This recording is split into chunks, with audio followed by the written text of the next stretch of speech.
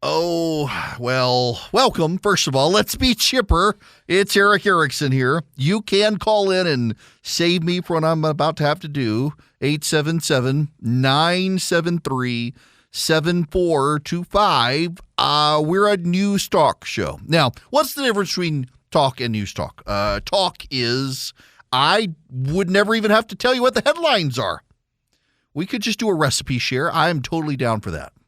But I kind of like news talk. If there's breaking news, if there's big news, if there's important news, I feel obligated to make you the most informed person on your city block or in front of your water cooler or wherever you are. You should be able to outsmart everybody and know the news before others do.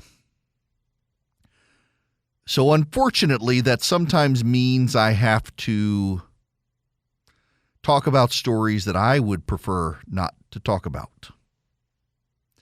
And one of those stories actually affects and impacts a massive number of you because you are in the Southern Baptist Convention. I grew up Southern Baptist. My wife's family and my family are still all Baptists. We go to a PCA church, Presbyterian Church in America. We put the fundamentalism. We are awesome. We throw water at each other in church for baptism instead of drowning kids. But one day we hope to drown our kids. They're annoying anyway. We'll pull them back up after they catacomb to Jesus moment under the water. But nonetheless, I digress. Southern Baptists have, they've been going through an investigation related to sexual abuse. And it's stomach churning. Now, I want to comment first on how you want to destroy a good, incredible organization, introduce sex abuse as one of the grand sins committed among the people in charge. The Boy Scouts of America, the Catholic Church, the Mormons, also the Southern Baptists. And we're finding out the extent of it. Now, I have to pause here for just a moment because Andrew is running the board today. He's got George here with him, and Andrew's just disappeared. So I get to screw things up now, and you won't know what's going on now that Andrew's out of the room. I was just about to cause chaos, and she left the room, and now suddenly he steps back in. Never mind. Now I got to go back to talking about the Baptists because Andrew showed back up, and I can't screw stuff up. So, y'all know who Russell Moore is. I assume you know who Russell Moore is. He was the head of the Ethics Religious Liberty Commission of the Southern Baptist Convention, and he left. He was not a Trump supporter in 2016 like me. He remained fairly critical of Trump, even as I came to terms with it. And when he left the head of the ERLC, a lot of people said, he was too nasty to the conservatives. He was too nasty to people who like Trump, and he's gone. He wasn't MAGA enough. Even the media said, he's left because he wasn't MAGA enough. Well, a letter leaked out that he had written to some people. He says, I'm not leaving because it wasn't sufficiently loyal to Trump or was rooted to Trump supporters. I'm leaving because the moment I started talking about sex abuse within the Southern Baptist Convention, they were out to get me, and I'm tired of the fight. And people, he's just trying to spin it. Nope. Actually, it turns out with the release of this report from Guidepost, an investigation firm that was hired and paid millions to root out allegations of sexual misconduct in the Southern Baptist Convention, it turns out Russell Moore was pushed out because he was exposing the sexual abuse within the SBC. J.D. Greer, who had been president of the SBC himself, had done it and ran afoul of his own lawyers at the Southern Baptist Convention.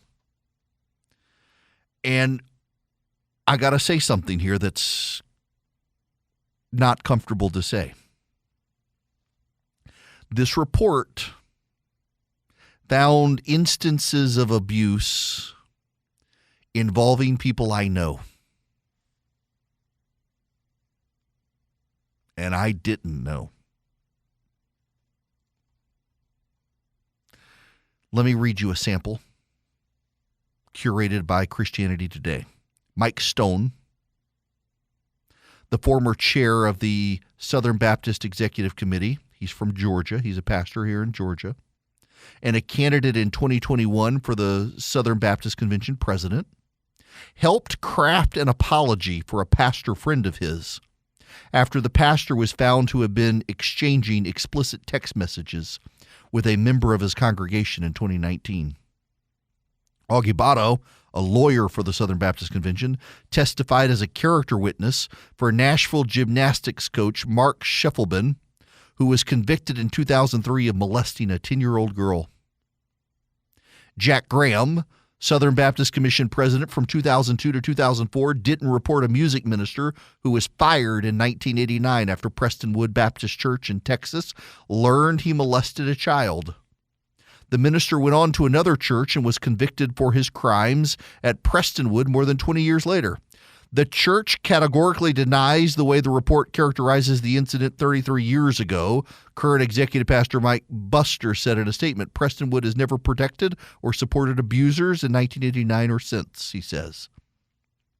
Steve Gaines, SBC president from 2016 to 2018, knew that a minister on staff at his church, Bellevue Baptist, which is down the road from my sister's house, has previously abused a child but didn't disclose it until it came up in a blog. Frank Page, the president of the executive committee, resigned suddenly in March of 2018. An official statement said the resignation was due to a morally inappropriate relationship. The executive committee did not investigate whether or not it was consensual, nor did they look into if his character carries over into the workplace.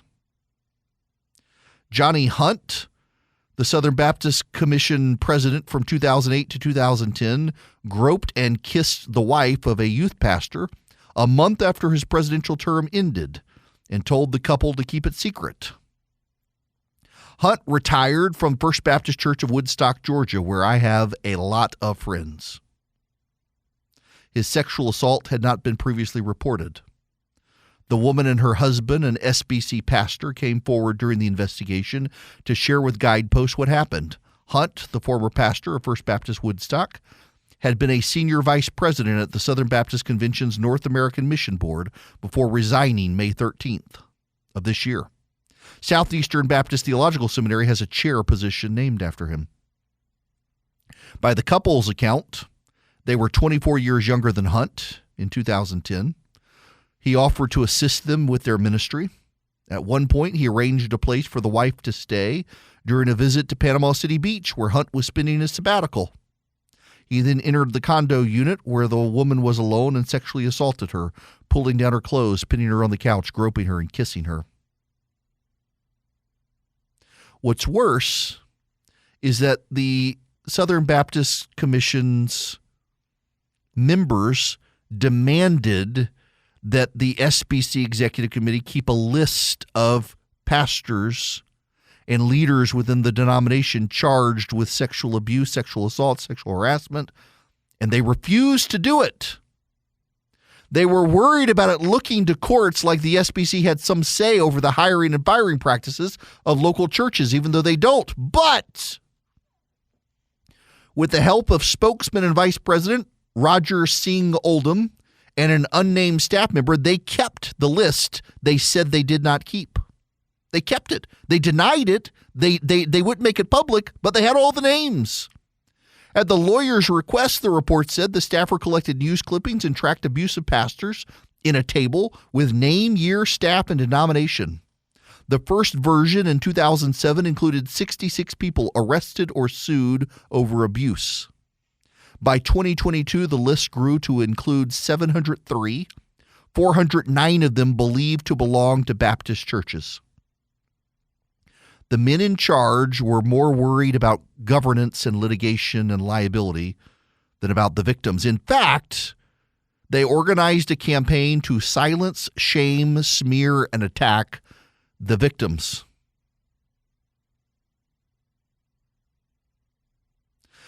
Executive committee attorneys criticized then Southern Baptist Commission President J.D. Greer for repeating the names of 10 churches that had been reported in a Houston Chronicle investigation about churches that employ abusive pastors. J.D. Greer asked an executive committee subcommittee to look into them. The lawyer for the executive committee of the Southern Baptist Convention said they were going to be sued for libel and worked to clear the church's names. Another lawyer actually called the churches and apologized after the SBC president named them. This is disturbing. The Southern Baptist Commission, or Southern Baptist Convention, is the largest Protestant denomination in the United States of America. Millions of people belong to it. We're only talking about 400 to 500 abusive pastors out of millions of people that we know of. Out of 44,000 congregations, you're talking about 406. So it's not large, but it's bigger than them because leaders within the church sought to cover it up, sought to hide it, sought to deny it, sought to make the victims the accusers, pushed out good people who were calling light to it. You know, their lawyers had to quit because the executive committee finally stood up and said, you know what, we got to uncover this. We waive attorney-client privilege. We want it all exposed. And in the attorney-client revealed letters in the investigation, it turns out the lawyers were part of the cover-up. This is bad. But you know what? It's also good. It's good that we know these things. We see now why so many people fought tooth and nail to stay in power. We see why they were trying to make it about Donald Trump and loyalty to the president, because it was never about that. They just thought that was the way to stay in power so they could continue the cover-up. And now it's been exposed, and now there's been sunlight. And that's good. It's painful. My heart breaks for my friends at First Baptist Woodstock, Georgia. None of them knew. They had no reason to suspect. They had no idea that their former pastor did what he did, or at least is accused of doing what he did. He's not going to be tried. There will be no guilt. The question is, do you believe his denials, or do you believe the report, the investigation, of the witnesses? But it's still painful. But it's necessary. And it's necessary for me to talk about it here because it is one of the biggest stories of the day, the biggest Protestant denomination in the nation. And to the extent that the media is going to cover it, they will cover it the way they've covered the Catholic Church and treat it as discrediting on the entire body and not put in perspective. We're talking about a few hundred people out of a few million. We're talking about a few hundred people out of tens of thousands of churches. It's not as big a problem as some will play it up, but it's far bigger than others want you to believe. But sunlight is the best disinfectant. And the truth can help this denomination move forward. They've had some really nasty, nasty political fights over the last couple of years, and they were all packaged as fights about loyalty to Donald Trump or being conservative or insufficiently conservative. Ironically, one of the biggest controversies in the church over the last couple of years are the number of churches who have put women into leadership positions. And the SBC has wanted to push those churches out of the SBC. And ironically, the loudest voices in charge of wanting to push the churches out are the ones who are the biggest engaged in the cover-up of sexual abuse. They've discredited themselves. And the way to gain the credit back, the way to rebuild, the way to gain trust, the gospel way to do it is to shed light on the sin and repent. And hopefully all of them will. And you should show them grace if you're a believer. If you're angry and upset, show grace. But also repent. Your sins will find you out. And they have. Terabytes of data, thousands of pages of reporting and witness testimony, comes down to the leaders in this organization were engaged in a cover-up, and they systematically, essentially had their own deep state. When reformers would come in as president of the SBC, work against them to keep the cover-up covered up. And now the covers are off. We can see it all for ourselves, and now they can heal. Well, Madison Cawthorn, there's a House investigation. He just lost. Leave the kid alone now. He is a kid. They're doing an ethics investigation. Apparently, they're investigating whether or not he had a financial interest in the cryptocurrency that he was pushing, and whether or not he had an inappropriate relationship with a staffer. Interesting. They really didn't like it when he talked about the cocaine and orgies, did they? No, listen, that's a trite line, and everybody showed that, oh, man, they're only out to get him because of the cocaine and orgies. If there were really cocaine and orgies, dude has nothing to lose now, so come on out and talk about it. But he's not. Honestly, the way he talked, a buddy of mine pointed this out to me, the way he talked and phrases he used sounded like someone who knew his way around cocaine, if not orgies. I have no idea, but I don't know. I wouldn't build in a conspiracy theory here. The guy was thrown out by voters in North Carolina, not by people in Washington, D.C. He was terrible at constituent service. He was the guy who came into office and said he wasn't going to hire policy staff. He was going to hire a comm shop. He wanted to own the libs. Well, to be a congressman, when I was in college, I did work for the late Paul Coverdale. He was U.S. Senator. And I worked in his Macon office as kind of an internship in my political science department, did an internship, got college credit for it, didn't get paid for it. That man subscribed to every newspaper, like county newspaper in the state of Georgia. And my job was to go through those newspapers as they came in and do clippings of any kid that won a 4-H prize, anybody who got a high school prize, all the valedictorians and the salutatorians, and compile the list of what county they're in. And then someone else would find their addresses, and they could all get letters in the mail congratulating them on their 4-H win, on their FFA win, on their valedictorian status, on their 60th anniversary wedding. I mean, it was brilliant constituent service. You're staying on top of these people's lives. It's like my senator is paying attention to me. Cawthorn didn't do any of that. He wanted to own the libs. You could get him on Instagram or Twitter, and that was about it. You literally, if you needed help getting your Social Security check, you had to call some other congressman's office because he didn't have constituent services. That's bizarre.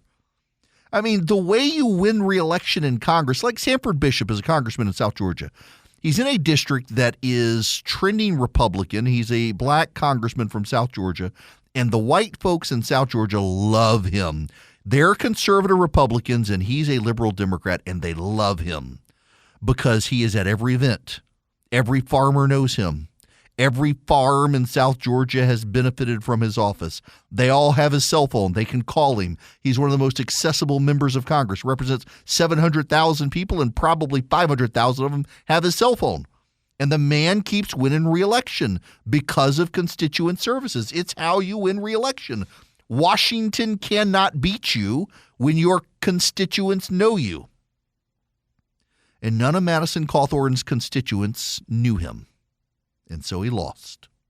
When we come back, we'll take your phone calls, 877-973-7425. Make my call screener work for a little bit. But also, we'll talk about the elections. Tomorrow is the SEC primary, Arkansas, Alabama, Georgia. They're all going to the polls. I'll give you the latest polling and where we're headed from here. Welcome. It is Eric Erickson here. It's my show, if you haven't figured that out by now. The phone number is 877-973-7425. Mitch, I'm taking your phone call. Welcome. Thank you so much for taking my call, Eric. Sure. So I was listening to your piece a few minutes ago with the Southern Baptist story. So my thoughts are like culpability. Like just being associated. I understand what you're saying, the small number of people, but when you're talking about the things that they're being accused of, one person would be too much for me personally to want to be culpable, meaning still associate myself with a group of people that knew about these sorts of things and basically, like you said, covered up, tried to hide, deny, whatever. Mm-hmm. But so, yeah, where does the culpability fall into these people that did not do anything wrong? And I totally understand that. But heard rumblings of things that were going on and did nothing about it.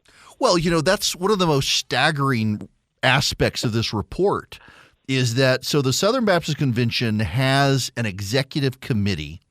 That executive committee is a lot of people from around the country that kind of provide regular oversight for day-to-day functions, and the head of the executive committee is arguably more powerful than the president of the Southern Baptist Convention, who kind of charts a vision but then doesn't do a whole lot.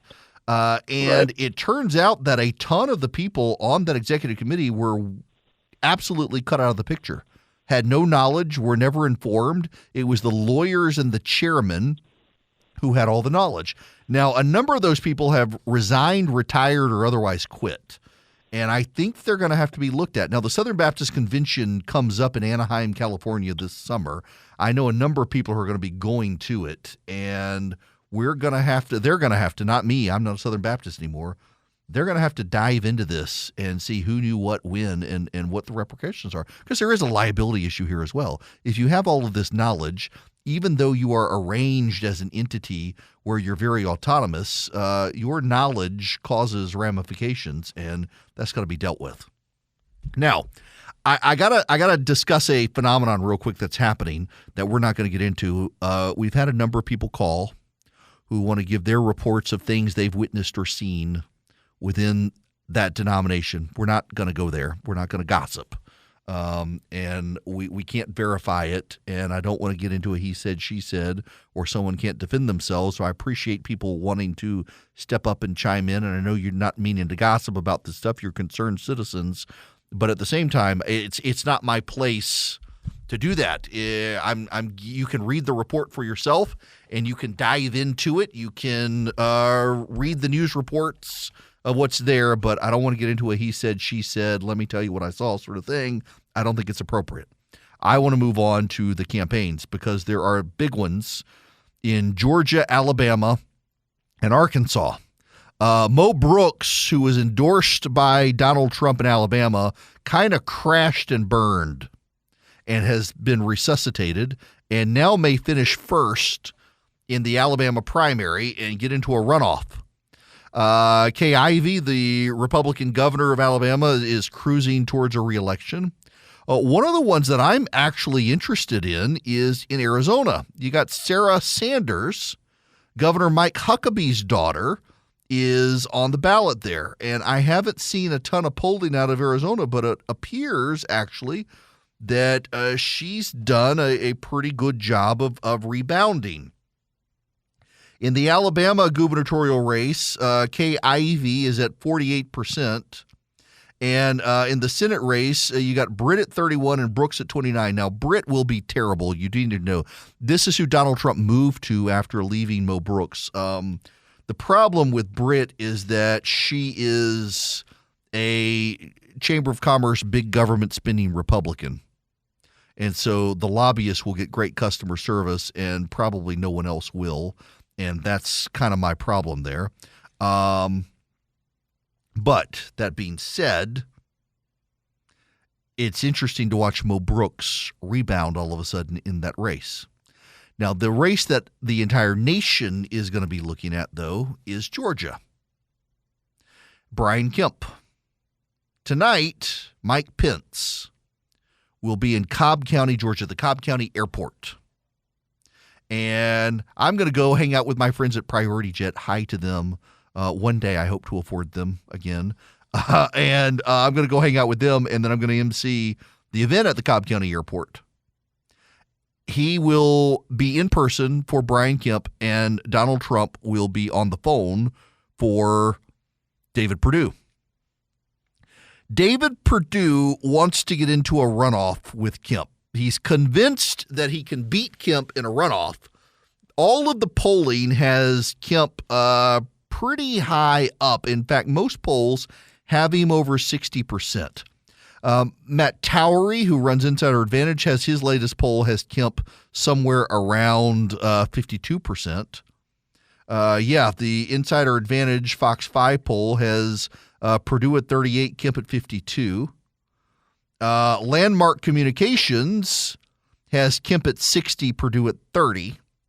That's somewhere around most of the internal polling in that race, which I find fascinating. The actual Georgia governor Republican primary, the Real Clear Politics polling average, has Kemp up 25 points. Kemp 57, Perdue 32, Candace Taylor at 5, Catherine Davis at 1.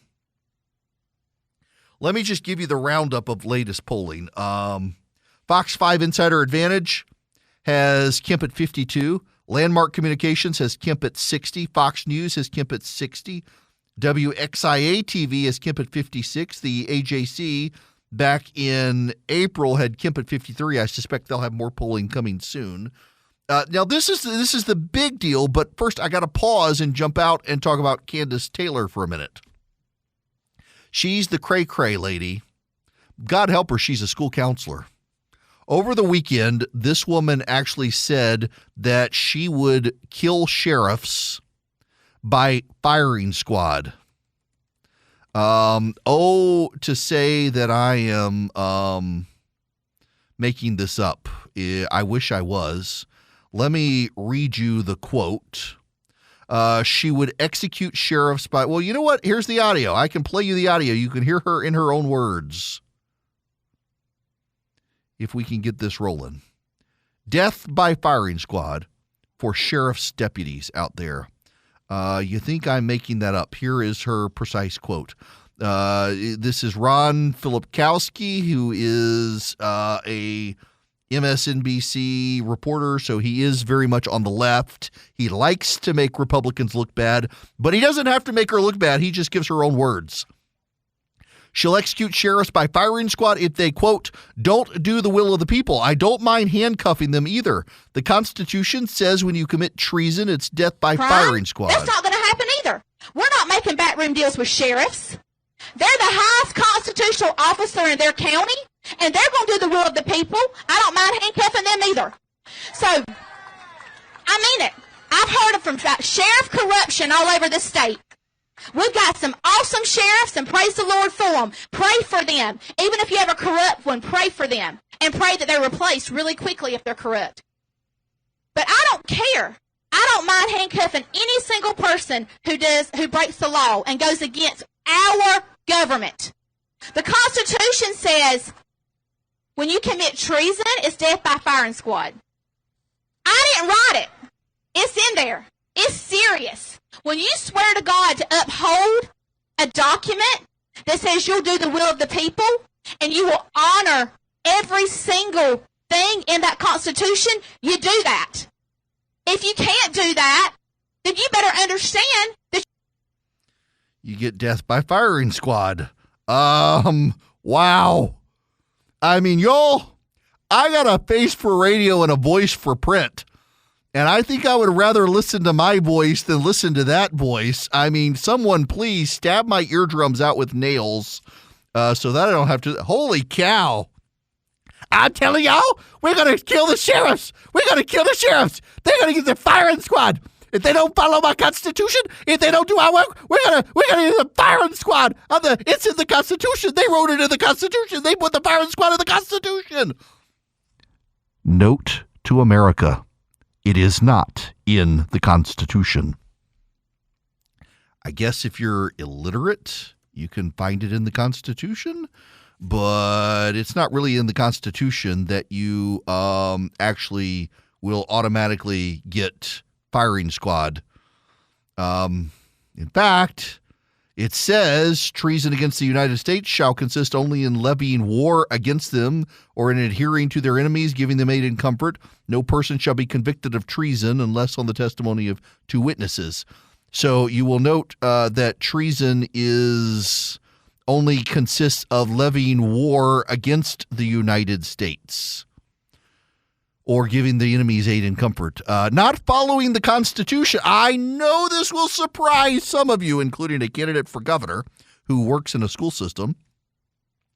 But it is not following the Constitution is not considered treason according to the Constitution.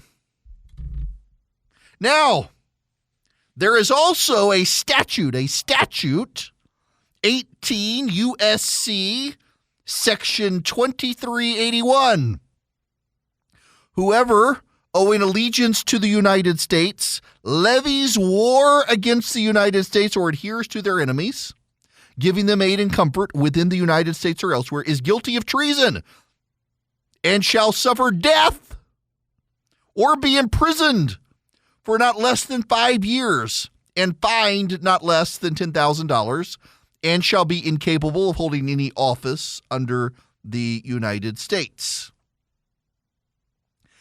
It is a statute within the U.S. Code that says they shall suffer death or imprisonment and fine. It is not within the Constitution. Okay, so question. Should we elect someone who says things are in the Constitution that aren't there? Should we elect someone?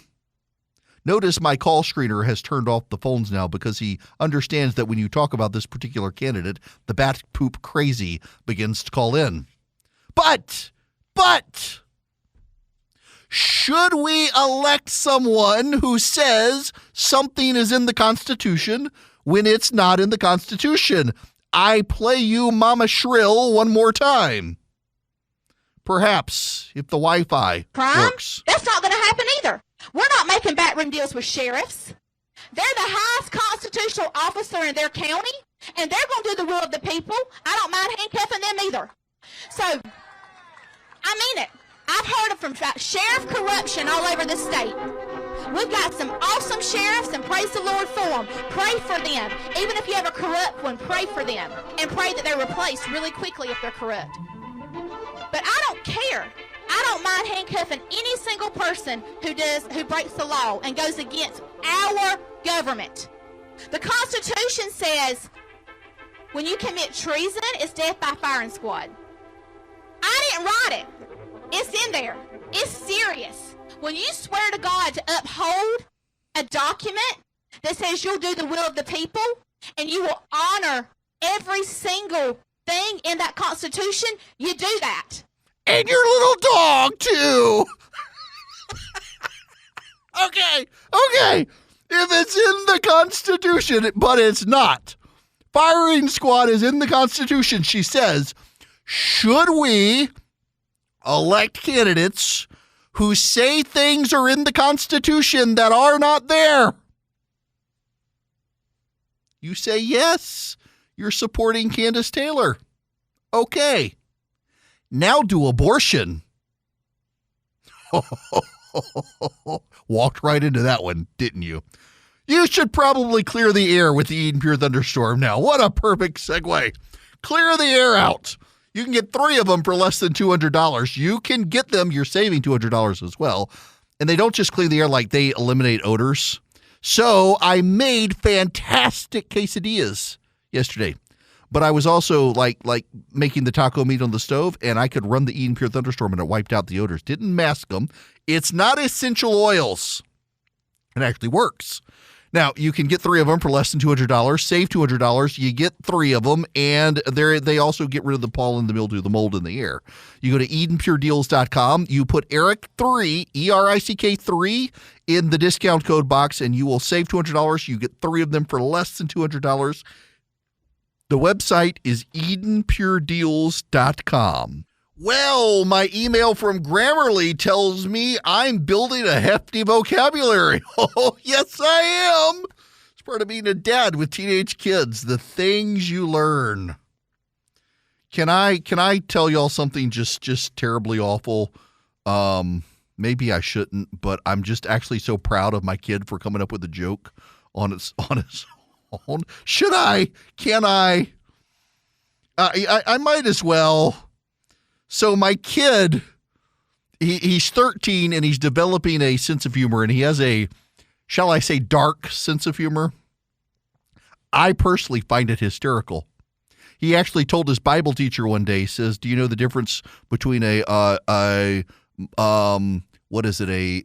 morbid joke and a demented joke?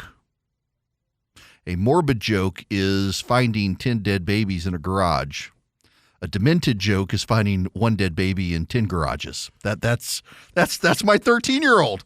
So he comes home and he says, Dad, do you know what Stephen Hawking's last words were? No, son. I don't know what Stephen Hawking's last words were. Well, according to my 13-year-old, Stephen Hawking's last words were the Windows shutdown sound. Yeah. That's my 13-year-old. I'm kind of proud of him, but I'm also a little bit nervous about this. He's been watching comedians. He wants to watch Dave Chappelle. It's like, son, you can't watch Dave Chappelle. You're not allowed. We have it blocked. His age can't get on the TV. Nonetheless, that's right, the Windows shutdown sound. You can tell a joke that all of your friends will roll their eyes at and groan. Before I get out of here, I got to go full circle. Biden and his team and the disaster that awaits them. They think that Roe v. Wade, if it is overturned, and that decision may come tomorrow, by the way. We don't know, but they're going to release more opinions tomorrow. And now is about the time, based on when it was argued, that they would do so. Biden and the Democrats think that's going to reset things for them. I'm not sure why, and here's why. Remember the National School Board Association letter that they drafted to the Department of Justice, and they wanted parents looked at as domestic terrorists for showing up at school board meetings upset about lockdowns and mask mandates and critical race theory? Well, Corey DeAngelis, who runs one of the big school choice networks, he's the National Director of Research for School Choice Now and an adjunct scholar at Cato Institute. They have obtained the original draft from the National School Board Association. You want the ending paragraph? Let me read it to you. We ask that the Army National Guard and its military police be deployed to certain school districts and related events where students and school personnel have been subject to acts and threats of violence. The National School Board Association wanted the National Guard sent to school districts where parents were showing up at school board meetings to complain about masks and critical theory. That's insanity. That's insane. And I think that parents are locking in their contempt for the Democratic Party right now to such an extent that there is not going to be any recoverability for the Biden administration. No one cares about the Dobbs case because very few people know anyone who wants an abortion anyway. But a lot of people know a lot of families struggling for baby formula and struggling with school systems that are trying to indoctrinate their kids on race and sex issues. It's going to be bad.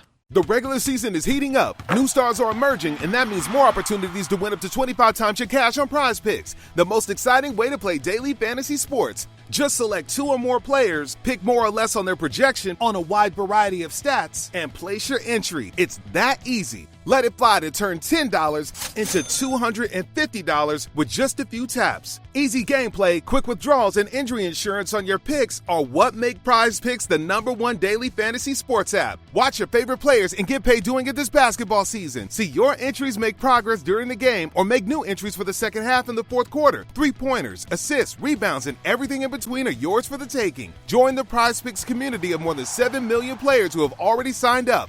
Right now, Prize Picks will match your first deposit of up to $100. Just download the Prize Picks app and use code GET100. That's code GET100 on Prize Picks for a first deposit match of up to $100. Prize Picks. Pick more, pick less. It's that easy.